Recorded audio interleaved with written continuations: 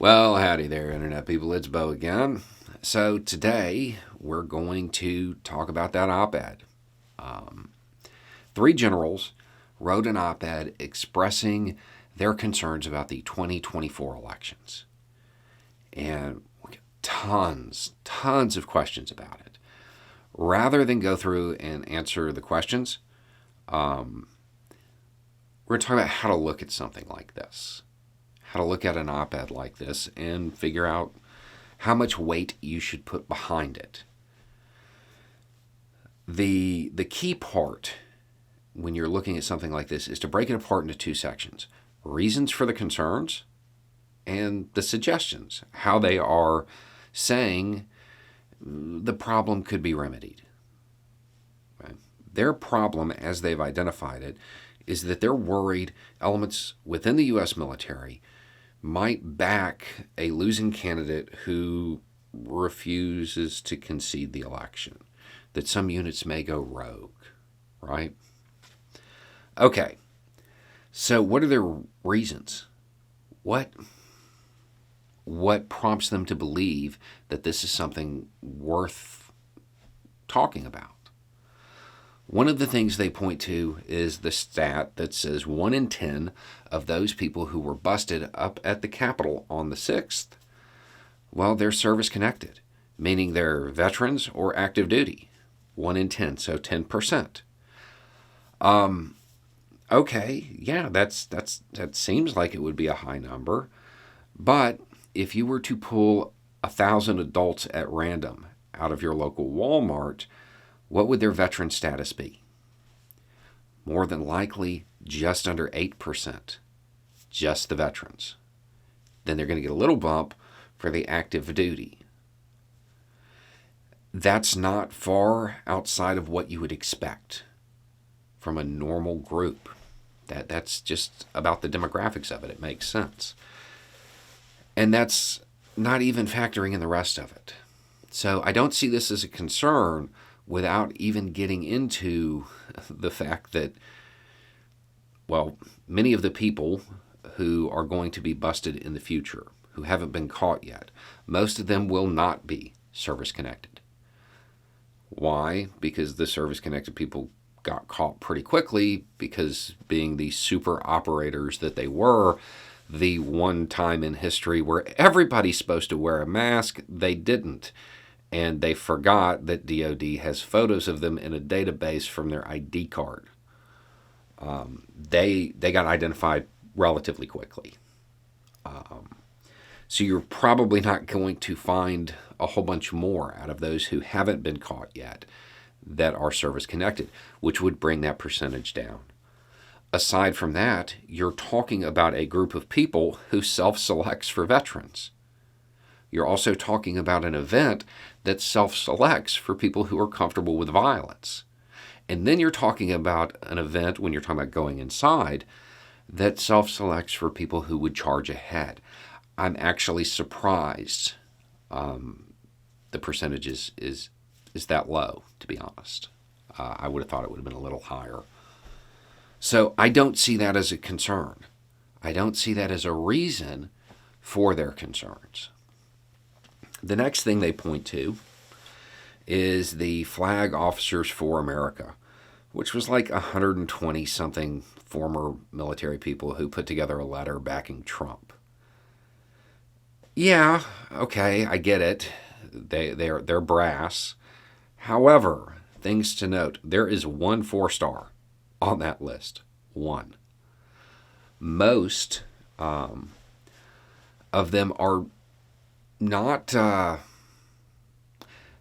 they're not officers who could raise a division with a tweet. They really aren't. A lot of them retired in the 80s or 90s. They don't have sway over the institutions anymore. If you look to why I had issues with Austin's appointment, it wasn't because I didn't think he could do his job. It was because he had just recently separated from the military, which means he still has a lot of people who he may have mentored in those positions. And that's a risk. The people on this list, not so much. when the Flag Officers for America put out their letter, Defense One, which is an outlet that covers military affairs, they ran an article, and I want to say it was actually called "Why Should We Care About This Letter?" or "Should We Care About This Letter?" something like that. And they were pretty spot on in it. Not a huge risk. If you look at the people who have the level of respect necessary to get troops and the skill set necessary to actually pull off a coup, all of them who spoke out, they were very much in favor of maintaining the constitutional process. I think that trend will continue. This, not really a concern for me. I don't think this is reason. This is cause to be alarmed. Then they pointed to the idea of lower level officers maybe taking their units rogue. That's a concern. That's something that could legitimately happen. And we talked about it. I think we actually talked about it before the 6th occurred. So you have one. But that's always going to be that way. Okay? So as far as raising a huge alarm, I don't see it. But now let's go to their suggestions. What they think should happen to mitigate these concerns. They really have kind of 5 things. The first is that the leaders of the 6th should be held accountable and DOJ needs to get on the ball. Well, yeah. Okay. The next is that the Pentagon should provide training on the Constitution, civic duty, and how to refuse an illegal order. Yeah, that's a great idea. Let's do that too. This seems like something should really be ongoing education. The third one, more counterintelligence reviews of everybody in the military. They don't call them counterintelligence reviews. They said soldier reviews or something like that. Yeah. That should totally happen. That's a good idea. 4, curbing disinformation within the ranks. Yeah, that should also happen. The 5th one, DOD should wargame insurrections and coups. Maybe.